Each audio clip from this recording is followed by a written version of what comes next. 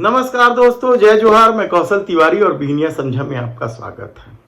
कल supreme court ने एक बार फिर उन लोगों को फटकार लगाई जो संविधान के खिलाफ चल रहे हैं, जो न्यायालय के आदेश की लगातार अवहेलना कर रहे हैं और अवहेलना को लेकर तर्क देते हैं कि यह धर्म के लिए ठीक है या फिर यह राष्ट्र हित में। सवाल ये नहीं है कि तमिलनाडु के राज्यपाल RN रवि को सुप्रीम कोर्ट ने फटकारा है, और फटकार भी किस लिए? द्रमुक नेता के पोनपुरी को मंत्री बना दिया गया सरकार वहां के द्वारा। वह भारतीय जनता पार्टी की विरोधी सरकार, डबल इंजन की नहीं। और राज्यपाल ने एक पुराने मामले का हवाला देते हुए मंत्री पद का शपथ दिलाने से मना कर दिया, जबकि सुप्रीम कोर्ट ने उस के पोनमुरी के सजा पर रोक लगा चुकी है, स्थगन दे दी चुका है। यानी मामला ऊंची अदालत में चल रहा है, लेकिन वे राज्यपाल हैं, उन्होंने मना कर दिया। और जब यह मामला सुप्रीम कोर्ट पहुंचा तो सुप्रीम कोर्ट बेहद ही नाराज हुआ और उन्होंने सीधे सीधे कहा कि 24 घंटे के अंदर मंत्री पद का शपथ दिलाया जाए। हमारे आदेश की ऐसी अवहेलना नहीं होनी चाहिए और जज खूब आग बबूला भी हो। लेकिन सवाल सिर्फ तमिलनाडु का नहीं, यह सवाल सिर्फ उस संवैधानिक पद पर बैठे राज्यपाल RN रवि का है। आप याद कीजिए, इन 10 सालों में सुप्रीम कोर्ट ने मोदी सरकार और उनसे जुड़े लोगों को कितनी बार फटकार लगाई।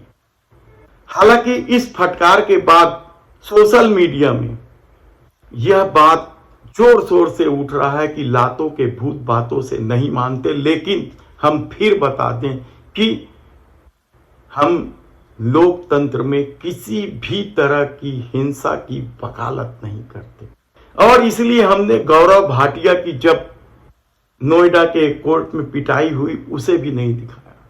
लेकिन इस दौर में जिस तरीके से सुप्रीम कोर्ट ने बार बार फटकार लगाई है, इलेक्टोरल बॉन्ड को तो लेकर साफ साफ कह दिया कि असंवैधानिक काम कर रहे हैं, यह असंवैधानिक है। और इसी तरह की बात तो महाराष्ट्र के फैसले में भी आया था कि सत्ता गैर कानूनन है, असंवैधानिक रूप से चल रहा है।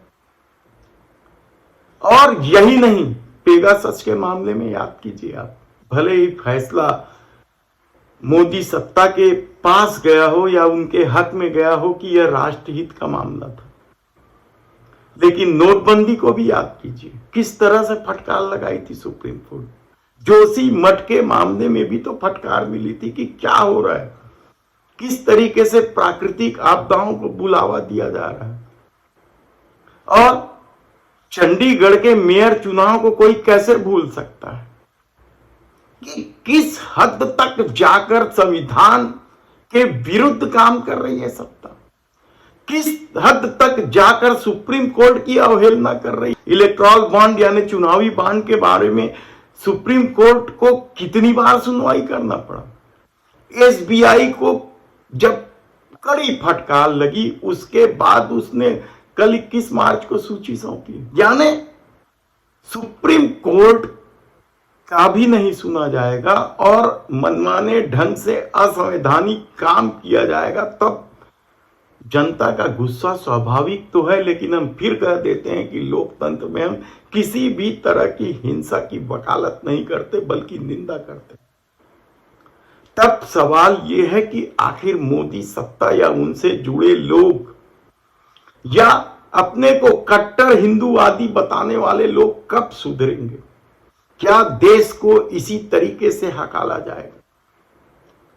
अभी तो गनीमत है, चुनाव हो रहे हैं 2024 के, और किस तरीके से चुनाव के बाद सरकारें बदल दी गई, खरीद फरोख्त के आरोप लगे और पार्टी तक तोड़ दी गई। ऐसी परिस्थिति में जब 2024 का चुनाव हो रहा है और उससे पहले सुप्रीम कोर्ट से लगातार सत्ता की करतूतों पर फटकार लग रही है, तब क्या आने वाले दिनों में लोगों की आंखों में बंधी धर्म की पट्टी खुल पाएगी?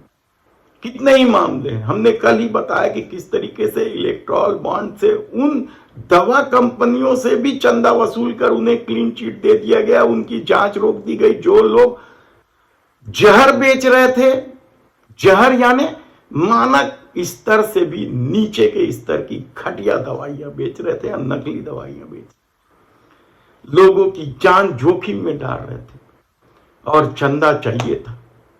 किस तरीके से खेल हो रहा है यह हम आपको बताते रहेंगे, लेकिन अब सवाल तो यही उठ रहा है कि आखिर उच्च पदों पर बैठे लोग सुप्रीम कोर्ट की अवहेलना कब तक करते रहेंगे। धन्यवाद।